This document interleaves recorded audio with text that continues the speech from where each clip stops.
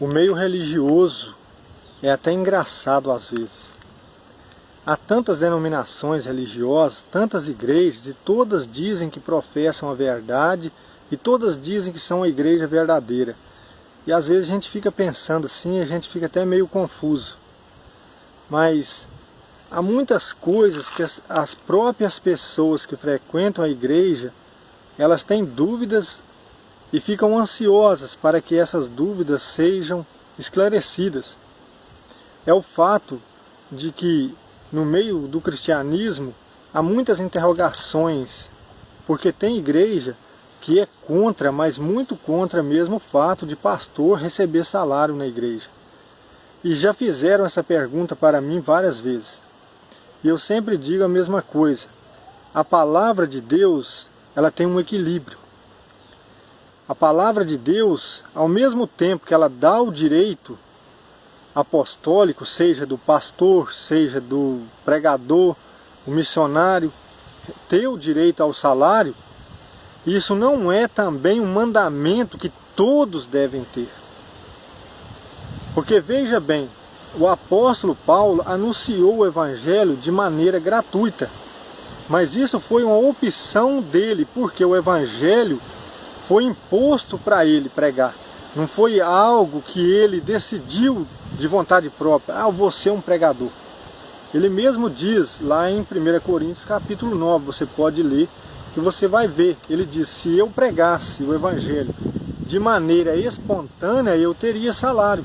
Mas como eu faço por imposição, eu não recebo salário. E qual é a minha glória? É que evangelizando faço gratuitamente.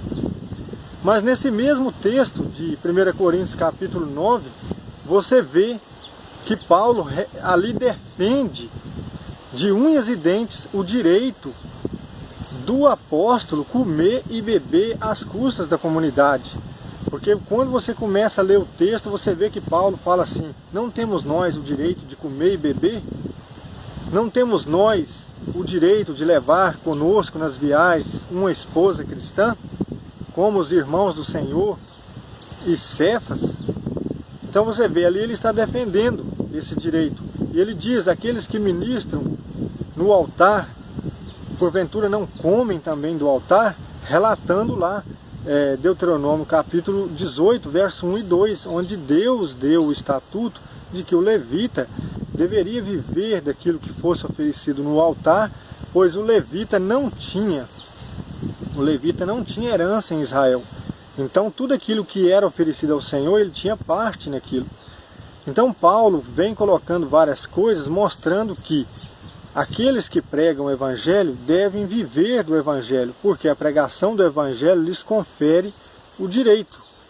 O próprio Senhor Jesus Cristo, lá em Mateus capítulo 10 e Lucas capítulo 10, verso 7 e Mateus 10, verso 7, o Senhor Jesus, quando envia os 12 apóstolos, ele diz, anunciai o Evangelho, não levai bolsa, nem 2 sandálias, porque o trabalhador é digno do seu salário, ou seja, do seu sustento.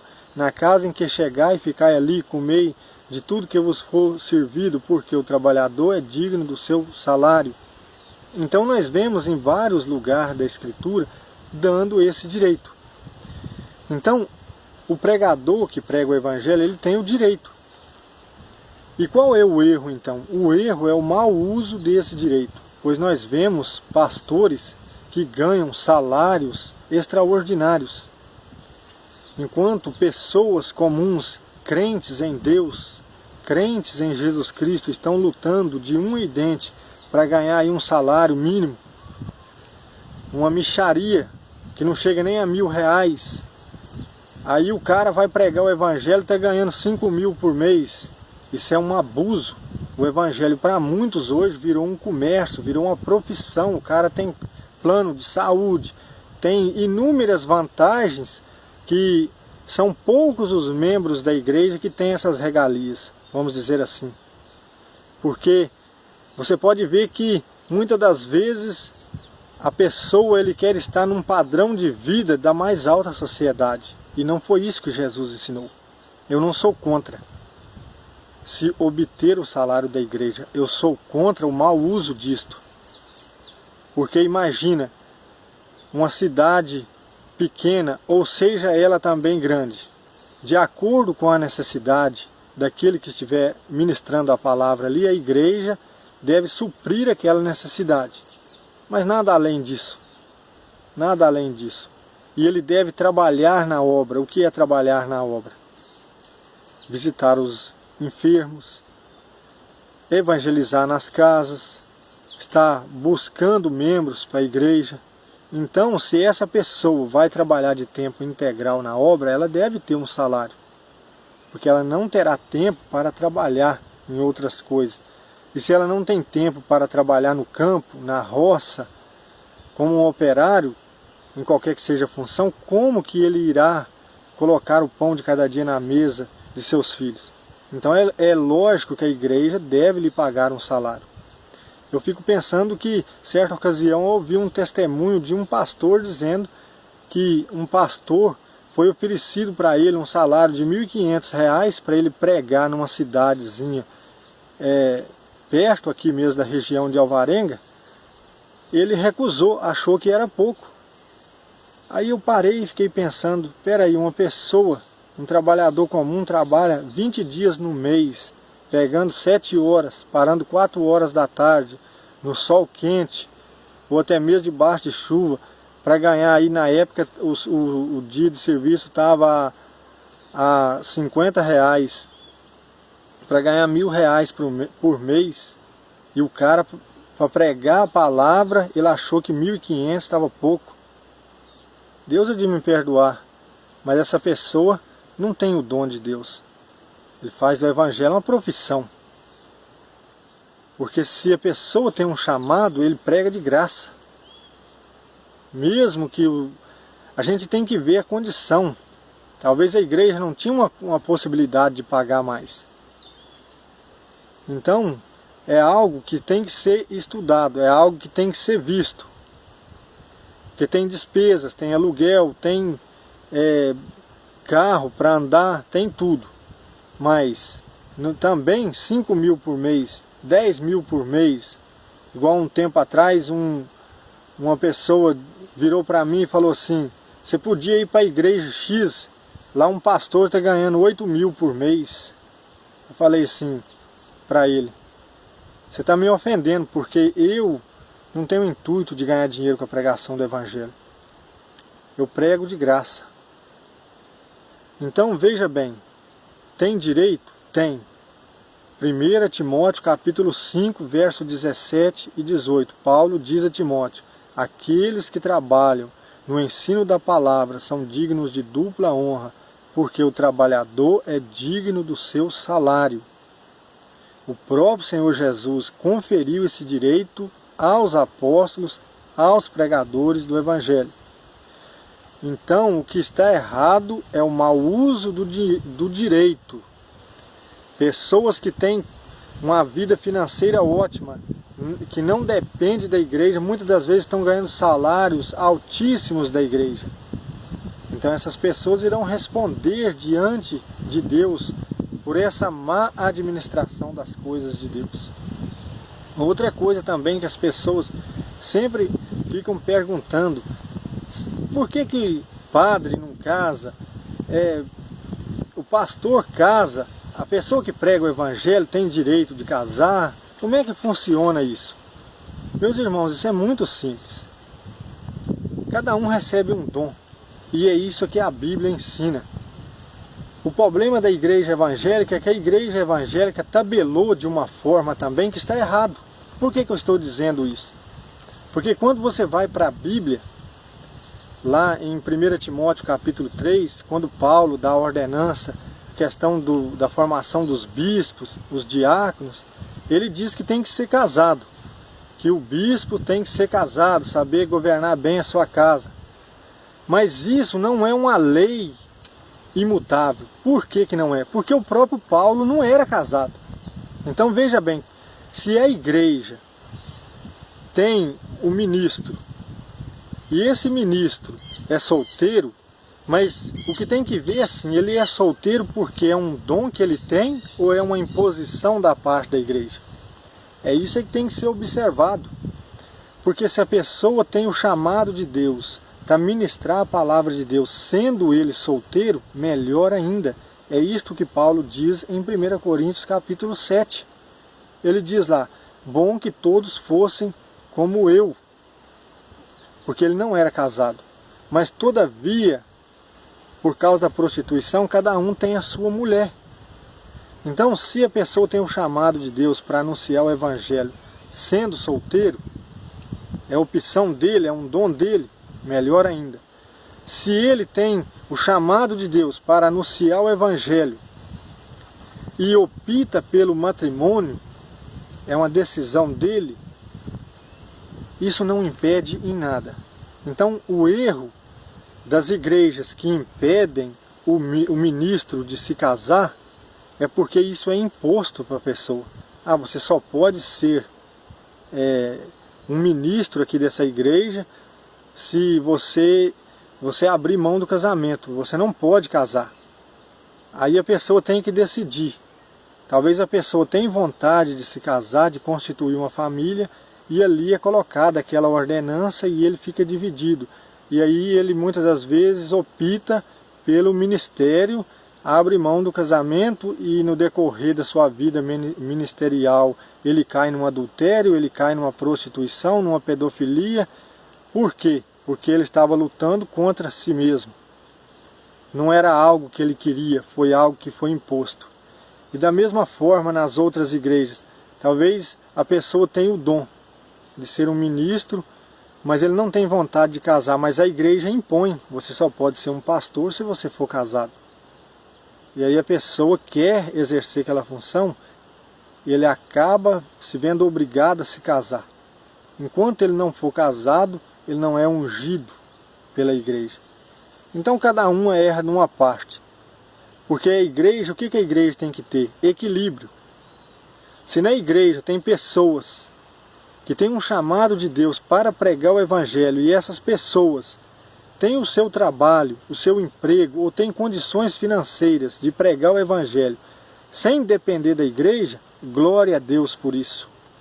E se na igreja tem pessoas que têm o chamado de Deus para pregar o evangelho, e não tem condições de sobreviver sem o salário da igreja, a igreja então deve lhe conferir um salário para que ele se dedique em tempo integral à obra de Deus. Glória a Deus por isso também. E da mesma forma, se a igreja tem um irmão que tem um chamado de Deus para pregar o evangelho e ele quer viver essa vida em santidade, sendo uma pessoa solteira, porque o solteiro não tem impedimento algum. Se ele tiver que ir pregar, seja no lugar que for, ele não tem preocupação com a família. Então é até melhor.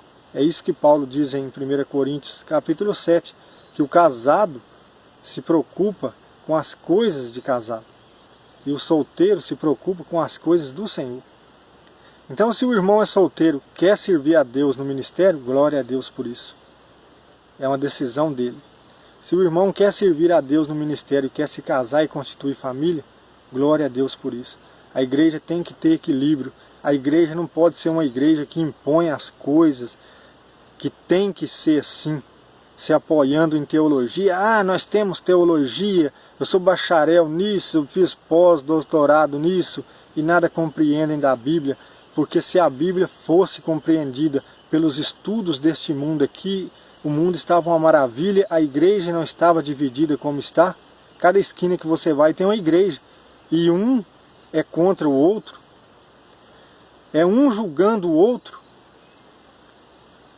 Então, o que eu quero destacar aqui é o seguinte: cada um tem um chamado, cada um tem um dom, e a Bíblia é muito clara, ela não se contradiz. Quem faz a contradição é os outros. Por quê? Porque vem uma denominação, a católica, por exemplo, e impõe que o padre tem que ser solteiro.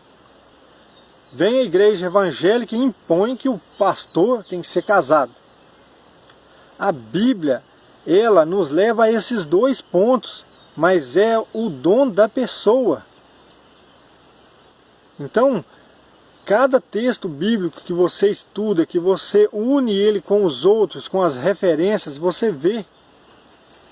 Jesus era solteiro, nunca casou. Pedro era casado, Pedro foi chamado a ser apóstolo. Então veja bem, aqui nós temos dois extremos diferentes. Paulo era solteiro e era apóstolo. Se o pregador tivesse que ser casado, só casado, Paulo não poderia ser apóstolo. Então cada um tem um chamado. Paulo era fabricante de tendas. Paulo fabricava tendas para sobreviver. E ele tinha como um mérito dele anunciar o evangelho de graça. Mas ele reconhecia o direito que o evangelho dava dele viver do evangelho. É só você ler em 1 Coríntios capítulo 9, Mateus capítulo 10, verso 10, 1 Timóteo capítulo 5, verso 17 e 18. Agora, não é de se negar que nos dias atuais o mau uso que vem sendo feito do direito apostólico é muito grande, pois muitas pessoas fizeram da igreja uma fonte de lucro. Compram fazendas com dinheiro da igreja, compram aviões e etc. E talvez o irmãozinho que está lá na igreja tem 10 anos, tem 20 anos, está precisando construir uma casa. A igreja, em vez de pegar aquele dinheiro e fazer uma casa para o irmão, não, ela tem que construir mais um patrimônio, ela tem que ajuntar tesouros aqui na terra, contrariando o mandamento do Senhor Jesus que diz: não ajunteis tesouros aqui na terra, onde a traça e a ferrugem corrói, mas juntai tesouros no céu, onde a traça e a ferrugem não corroem, porque onde estiver o vosso tesouro, aí estará o vosso coração. Então qual é o objetivo da igreja? Ficar tendo contas no banco, contas milionárias, multimilionárias. Se o objetivo da igreja é ajudar o necessitado, é ajudar aquele que precisa, o órfão. No tempo antigo, que as viúvas eram desamparadas, até hoje existem muitas viúvas desamparadas, que não têm auxílio nenhum do governo. Então, quer dizer, é ajudar os necessitados. É a função da igreja, não é juntar dinheiro no banco e numa ganância sempre para construir mais templos e mais templos, como se Deus habitasse em templos feitos por mãos de homens. Há pouco tempo um jovem esteve aqui na nossa região e estava dizendo: a Bíblia ela se contradiz, porque na Bíblia fala que Deus não habita em templo feito por mão de homem e há várias igrejas. Olha a ignorância do cara. Ele não tem conhecimento nenhum bíblico. Deus não habita em templos feitos por mãos de homens. Por quê? Porque Ele é o Criador dos céus e da terra e do mar e de tudo quanto neles há. E se Ele criou o mundo e a sua plenitude, como que eu, um mísero pecador, vou construir uma casa para Deus? Foi isso que Salomão disse. Quando Davi falou que iria construir uma casa para Deus, Deus falou: você vai construir uma casa para mim? Eu criei tudo.